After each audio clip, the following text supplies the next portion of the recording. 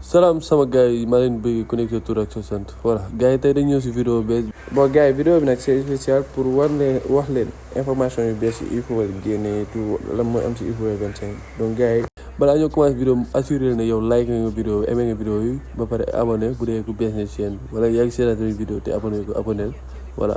léegi ma leen wax ngeen seetaan vidéo ba mu jeex tak te ngeen bind ma si commentaire yi ndax vidéo bi neex na leen tout voilà gars yi mën nañ commencé. salaam gars yi tey vidéo tey bi dañuy wax si eFootball voilà mën naa ne eFootball 25 et c'est la dernière fois sax may wax eFootball 25 nag jeu bi eFootball lay tudd. gars yi compte officiel eFootball Twitter la gisee tout nee nañ déjà mise à jour bi comme ñu bëri xam nañ ko déjà le 12 te entre le 11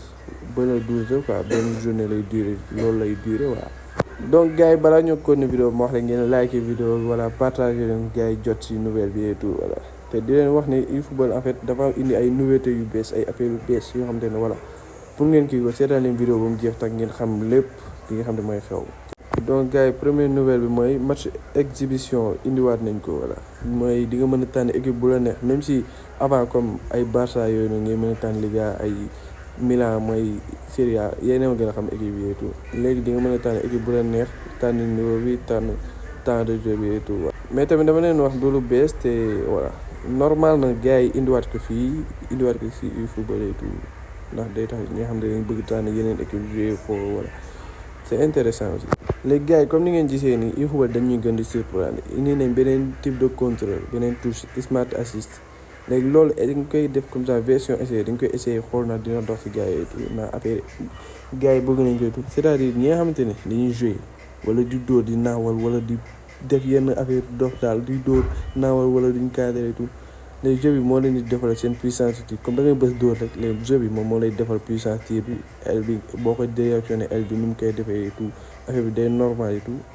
et j'espère que affaire boobu dina grave te dina intéressant gars yi j'espère que dina intéressant parce que ñu bëri boobaa gars yi dinañ gën di dugal xanaa ñu yokk seen góor yi daal góor yi ñu def ñu gën a grave mais sinon dina yéeme de. léegi gars yi waa eFootball tamit yokk nañ ci benn affaire c'est-à-dire mooy pack yi dañuy indi pack mooy Neymar léegi pack ci biir pack Neymar mooy pack Neymar ci 2014 léegi ñaari façon pack mooy am deluxe ak mooy standard deluxe mooy bi gën a cher si man xam naa mooy ëpp pièce déjà te mooy ëpp ay affaire dina am 10 highlights c'est-à-dire ay joueurs yu ñu ciy dooli mooy comme ça mooy pack Messi joueurs yu ñu ciy dooli yooyu noonu comme ça yooyu la ak 450 pièces di nga ko am voilà am maillot et tout am ay entraînement voilà. même pack Messi tamit noonu la Messi 2005 2006 booy di daan na garaaw et même affaire yi rek ñaari pack lay am day am boo xam ne deluxe la boobu moom xam naa muy ëpp affaire beneen bi mooy standard bi gën a mooy cher xam naa pour ñëpp mën a am si affaire yi quoi mais différence mooy récompense yi 450 pièces ak 250 pièces xam naa ak entraînement yi loolu kese la. eFootball tamit waa eFootball yokk nañ si tamit mooy dribble bii ni ngeen gis xëcc nànk rek pousse mu gaaw comme ça benn pousse ak explosion de vitesse dribble bi tamit voilà bu leen wax dara gars yi affaire bu ñëwee naa leen defal ay tutoriel ni ñuy dribble affaire yi voilà te waa eFootball dinañ ko joxe. mais aussi gars yi waa eFootball yokk nañ si tamit mooy li nga xamante ne mooy joueurs yi imagine-toi yow comme Messi contact physique am nu mu amee doole léegi yow bu dajee défenseur boo xam ne moom moo ko ëppale Messi dafay jaay doole jàll xam nga ay tout le temps dafay nekk défenseur bi mooy gagné di gagné te loolu dafay chauffé tout léegi joueur bi ëppalee contact physique genre buñ jàkkaarloo nii kenn ki mooy nangu bal forcément léegi lii moom avantage bu grave soo amee attaquant bu puissant woon dañ ciy dal carrément.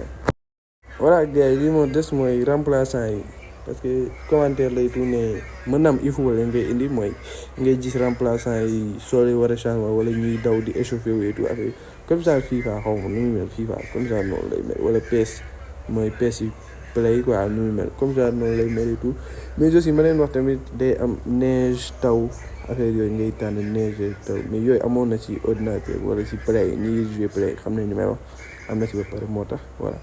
donc gars yi j'espère que vidéo bi neex na leen tout ma leen wax ngeen like vidéo bi partager surtout gars yi partager na bu baax partager te bu dee seetaan nga ba fii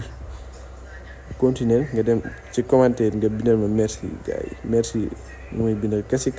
day tax YouTube di proposer samay vidéo mooy yeneen sénégalais yi nga xam ne bëgg nañ di seetaan samay vidéo et tout wala bëgg nañ gis genre vidéo yu mel nii et tout voilà ma leen wax ngeen abonné wu activer cloche de notification pour nga xamante ne information bu gën ci eFootball ngeen jot.